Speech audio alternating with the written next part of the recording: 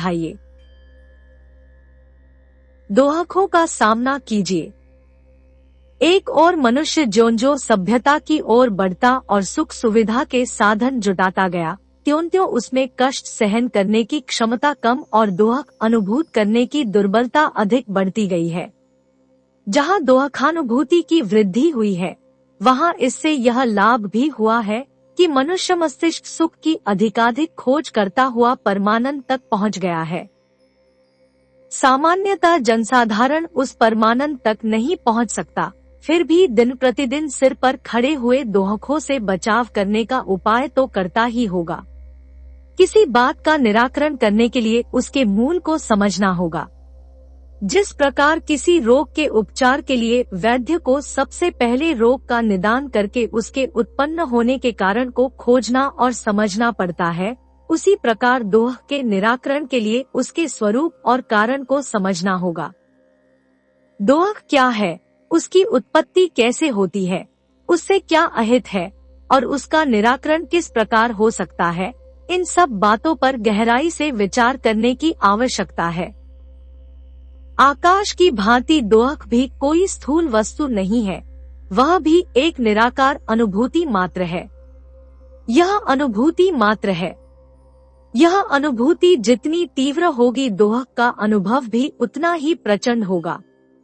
दोहक यदि असुविधापूर्ण परिस्थिति विशेष पर निर्भर होता तो अधिक सुविधाएं वाले हर व्यक्ति को सुखी होना चाहिए और असुविधापूर्ण जीवन व्यतीत करने वाले को दोहक से दबकर मर जाना चाहिए। संसार में सुख सुविधाओं के साधन उतने नहीं हैं जितनी की जनसंख्या। इस अनुपात से तो यदि दोहक का कारण असुविधापूर्ण परिस्थितियां ही होती तो संसार का 2/3 जनसमुदाय हर समय रोता कल्पता ही दृष्टिगोचर होता, किंतु होता ऐसा नहीं। जहाँ सुविधा संपन्न व्यक्ति प्रसन्न दिखते हैं, वहाँ असुविधाग्रस्त व्यक्ति भी, और जहाँ असुविधाग्रस्त लोग व्यग्र एवं विकल होते देखे जाते हैं, वहाँ सुविधा संपन्न व्यक्ति भी कम परेशान नहीं होते। इस न्याय से तो यही सिद्धांत निकलता है कि सुख दुख का अस्तित्व सुविधा असुविधापूर्ण परिस्थितियों पर निर्भर नहीं है, बल्कि इनका कोई अन्य कारण है। दोहक सुख का मूल बाह्य परिस्थितियों में नहीं, मनुष्य की अपनी मनःस्थिति में है। उनकी न्यूनाधिकता का होना उसकी संवेदनशीलता की तीव्रता पर निर्भर करता है। हर समय देखा जा सकता है कि एक ही समान परिस्थिति में रहने वाले दो व्यक्तियों में से एक दुखी दिखता है और दूसरा प्रसन्न। कभी कभी यह भी देखा जाता है कि किसी एक ही परिस्थिति में एक ही व्यक्ति कभी प्रसन्न और कभी खिन्न होने लगता है। एक समय ऐसा भी था जब संसार में किसी प्रकार की सुविधा का कोई छोटा मोटा साधन भी नहीं था। मनुष्य प्राकृतिक साधनों पर निर्भर रहकर भी प्रसन्न रहा करता था। यदि असुविधाएं ही दोहक का कारण होती तो उस समय से अब तक मनुष्य को जीवित न रहना चाहिए था। आज भी देखा जा सकता है कि मनुष्य की अपेक्षा पशु पक्षियों के पास साधनों की कमी ही नहीं, पूर्ण रूपेण अभाव है, तब भी वे मनुष्यों से अधिक प्रसन्न दिखते हैं। मनुष्य की भांति कोई भी पशु पक्षी रोते कलपते नजर नहीं आते। वे एक नैसर्गिक जीवन यापन करते हुए भी प्रमुदित एवं प्रसन्न रहते हैं। पशु पक्षी ही क्यों, सभ्य मानव संसार को ही ले लिया जाए। आज भी ऐसे देश, द्वीप और भूमंडल हैं जिनके निवासियों को सुख सुविधाओं के साधन नहीं के बराबर ही उपलब्ध हैं। कोई जातियां रेगिस्तान के बीच रहती है, कोई पानी के नीचे तो कोई बर्फ से घिरी हुई रहती है, किंतु वे भी हंसती खेलती और प्रसन्न होती है।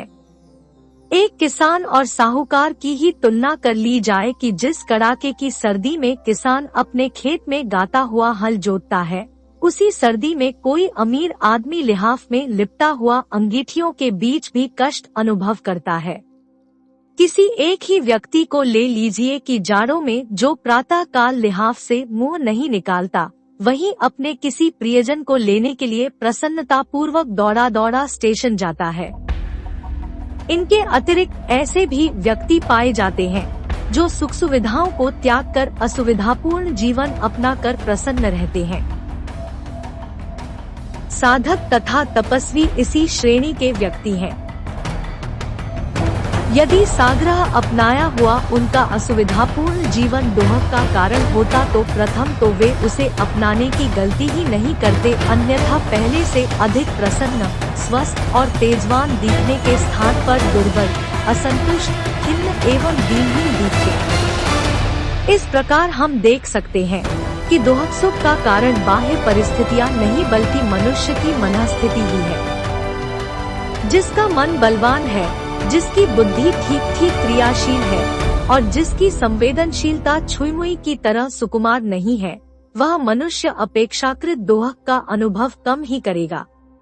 जिस विवेकशील ने दोहक के अस्तित्व में विश्वास नहीं किया हुआ है, जो कष्टों और आपत्तियों को उद्बोधन, सतर्कता, सावधानी और कर्मठता का हेतु मानता है, वह सुखों से अधिक दोहकों से लाभ उठाता है।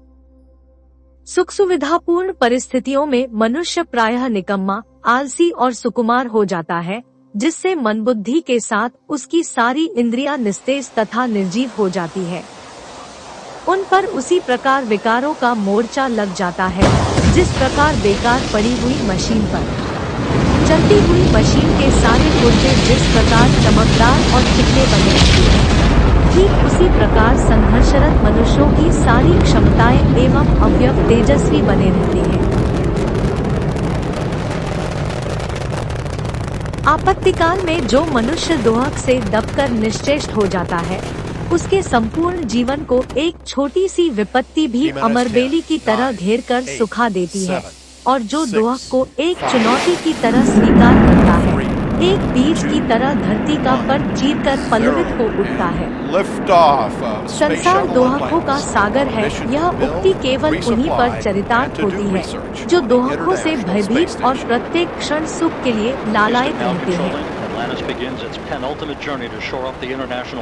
सुख सुविधा की अतिशय चाह भी दोहक का एक विशेष कारण है। इस निरंतर परिवर्तनशील और कष्ट प्रधान जगत में जो सदा अपने मनोनुकूल परिस्थितियों की अपेक्षा करता है, उसके लिए संसार की लघु से लघु प्रतिकूलता भी एक बड़ा दोहक बन जाती है। हम क्यों चाहते हैं कि हमें केवल शीतल मंद सुगंध समीर ही प्राप्त होती रहे, गर्म वायु का कोई झोंका हमारे पास होकर न निकले? ऐसा किस प्रकार संभव हो सकता है? जब संसार में दोनों प्रकार की वायु चलती है, तो क्रम से वे हमारे पास आएंगी ही। यदि हम छाह की कामना करते हैं, तो धूप सहन ही करनी होगी। इसके अतिरिक्त यदि यह संभाव्य भी मान लिया जाए कि मनुष्य के मनोनुकूल परिस्थितियां संचित की जा सकती हैं, और किसी प्रकार दोहक को पास नहीं भी आने दिया जा सकता है, तब भी कुछ ही समय में एकरसता के कारण सुख सुविधा की व्यवस्था भी दोहकदायी बन जाएगी। एक जैसी स्थिति में रहते रहते मनुष्य का मन ऊब उठता है, और तब वह प्रिय वातावरण में भी नीरसता का अनुभव करने लगता है। जिस प्रकार वियोग संयोग सुख का उद्दीपक है, उसी प्रकार सुखानुभूति को पुलकपूर्ण बनाए रहने के लिए दोहक का पुट भी आवश्यक है। कोई वस्तु किसी को कितनी ही प्रिय क्यों न हो, यदि वह उसे निरंतर ही खाने पीने को दी जाती रहे, तो शीघ्र ही उस व्यक्ति को अपनी वह प्रिय वस्तु भी अरुचिकर लगने लगेगी।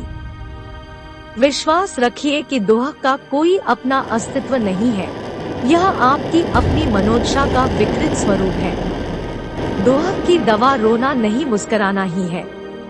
दोहक को देखकर मुस्कुराइए, इसे स्थिति का छल समझकर हंसिए। यदि आप दोहक की दशा में हाथ पैर छोड़कर बैठ जाएंगे, उसके प्रति आत्मसमर्पण कर देंगे, तो यह काल्पनिक प्रेत आपको विनष्ट कर देगा। दुखी होने वाला व्यक्ति न कभी स्वस्थ रह सकता है, और न वह कोई उन्नति कर सकता है, और न विकास। दोहकशील प्रवृत्ति के व्यक्ति के मनमस्तिष्क निष्क्रिय और आत्मा निस्तेज होकर पतित हो जाती है। हमें तू दोहक दे दया निधान।